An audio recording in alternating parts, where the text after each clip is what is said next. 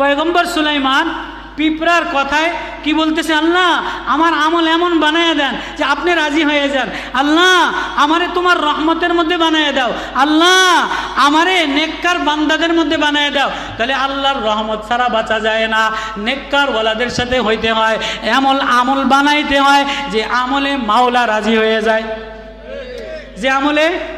তাহলে ওই শুরু মৌলানা সাহেবের ওয়াজ, এমন ওয়াজ বানাও যে ওয়াজে হৃদয় গলে যায়, যে ওয়াজে মৌতের ভয় আসে, যে ওয়াজে আল্লাহর প্রেম আসে, আল্লাহর মারেফাত আসে, আল্লাহর মোহাব্বত আসে।